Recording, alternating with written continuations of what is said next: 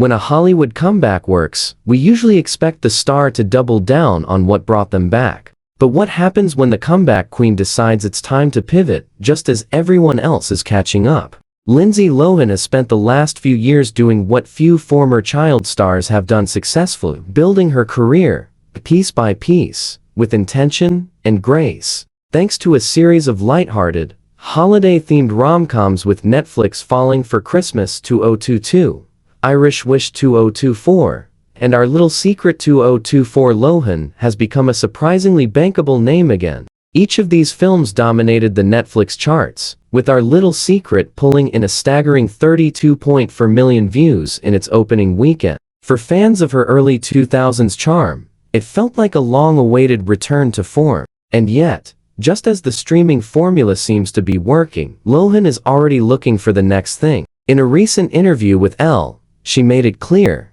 "I can't do movies like these forever." It's not a rebuke of the romantic comedy resurgence or the Netflix machine that reignited her star power, it's a declaration of creative restlessness. From a commentator's perspective, this is a fascinating crossroads. On one hand, Lohan is finally back in the cultural conversation for the right reasons. On the other, she's wise enough to realize that staying in the same lane, no matter how cozy it might be, is not a long-term strategy. And that's what makes this moment so interesting. Lohan isn't clinging to comfort. She's evolving. "I always want to make movies like that, things that make people happy and bring people together," she told Elle. "But with Netflix, I was like, okay, how we need to be thinking about other stuff." In other words, Lindsay Lohan has graduated from the streaming safe zone. Her next major move? A return to the silver screen with Freakier Friday, the highly anticipated sequel to her 2003 hit Freaky Friday,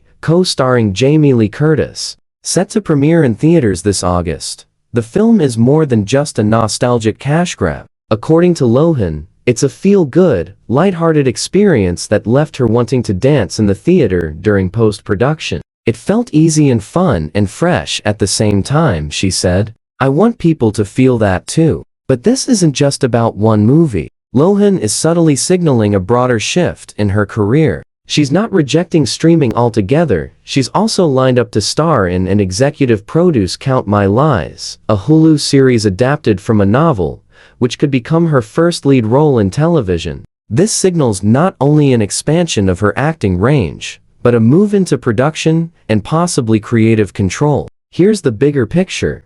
Lohan knows that to have a real comeback, she has to stretch beyond nostalgia and brand-safe rom-coms. She has to prove she's more than a feel-good holiday fix. And frankly, she's right. In today's media landscape, streaming success is often fleeting. Audiences binge, move on, and forget. But a theatrical hit, a breakout series, or a role that reveals new depth, that's how careers are cemented. And that's why her Netflix remark shouldn't be taken as ungrateful or dismissive, it's strategic. She's not burning bridges, she's building new ones. So here's my take.